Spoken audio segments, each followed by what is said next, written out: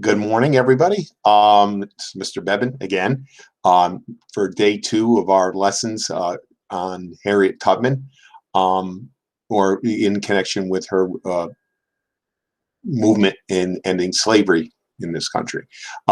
Today, we're going to look at the organization that Harriet Tubman became very closely connected to, which was the Underground Railroad. Some of you may have heard of the Underground Railroad. And if you haven't, when you hear railroad, as to what you know of it, without knowing what the Underground Railroad was, your impressions, I'm sure, are different. The Underground Railroad was not a railroad per se, in terms of trains and traveling by train and going along rail lines to get from point A to point B. The Underground Railroad, using that term underground, meant secret.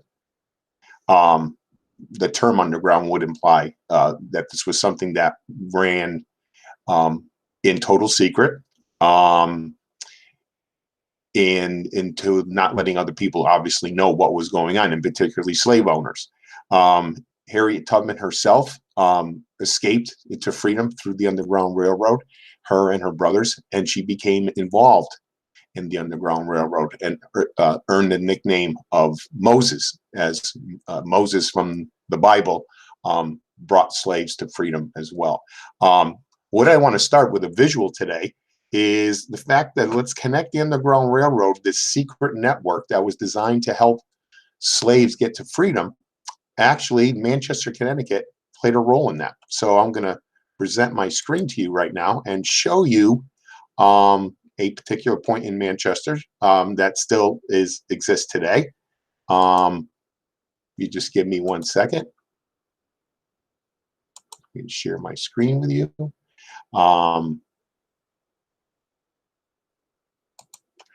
And you should see in front of you right now. This is a home. I've passed this. I do pass this every day on my way to work at Illing. This is on Porter Street. It's as you see in the description here, it's the Hart Porter House on Porter Street in Manchester. It was actually the outbuilding that had the trap door and hiding place for runaway slaves. So in understanding the Underground Railroad, there were people who served as conductors. These were people like Harriet Tubman. They would risk their lives going back to plantation, to slave states, and help slaves escape from these plantations, and they would travel to points north. Along the way, they would stop at various safe houses where people who were part of the Underground Railroad, they were looked at as station masters. They would allow the escaped slaves to stay there for a time to get them ready for their next leg of their journey, and another conductor would take them on their way, with the ultimate goal of being or coming to the north, where they would be free. Now, let's look at another visual here, and to give you an idea of the Underground Railroad. There's a map here that you should see in front of you. If you look at all these arrows point or eventually end in points north. The blue area here, meaning when the Underground Railroad started in the it was really at its height in the 1830s, these were, in this area of blue, were free states. This is the objective of where the Underground Railroad wanted to get these runaway slaves.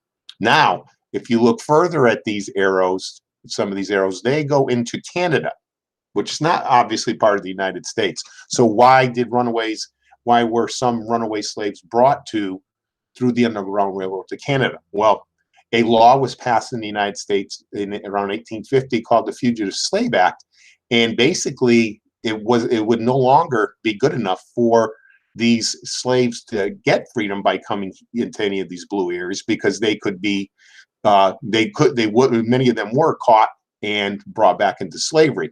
Getting to Canada gave them that security that they would be free. They would be exempt from the United States law of what was called the Fugitive Slave Act.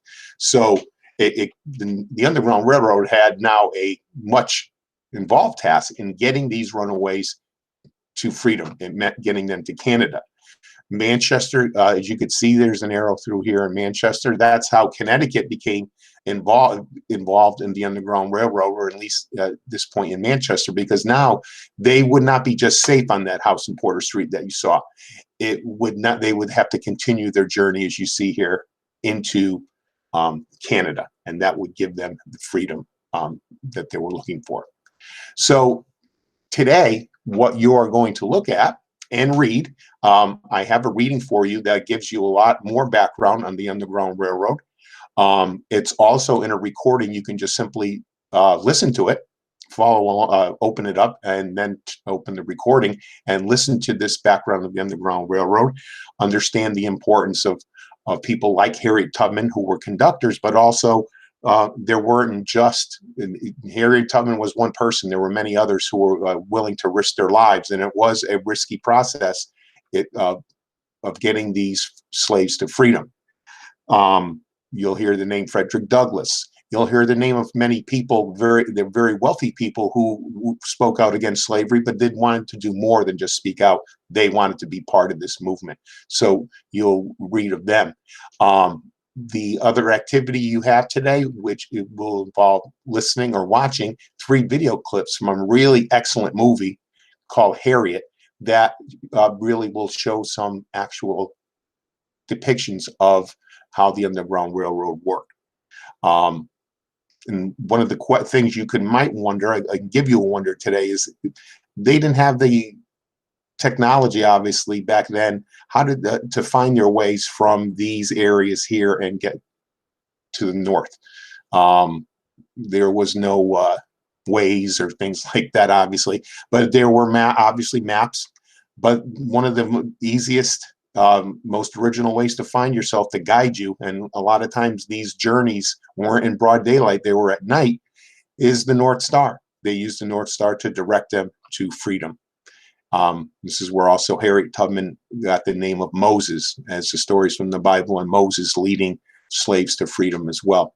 So you'll do a reading today, and then you'll be looking at some videos and responding to a couple questions for each video. So more about Harriet Tubman and more importantly, understanding the workings of this group called the Underground Railroad.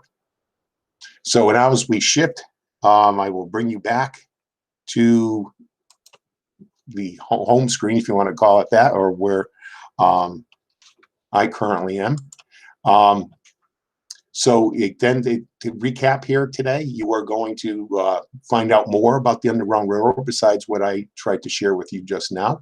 The reading with your recording and some really good video clips from the movie Harriet. And if you ever get a chance to see it, it would be worth your while. Have a great day.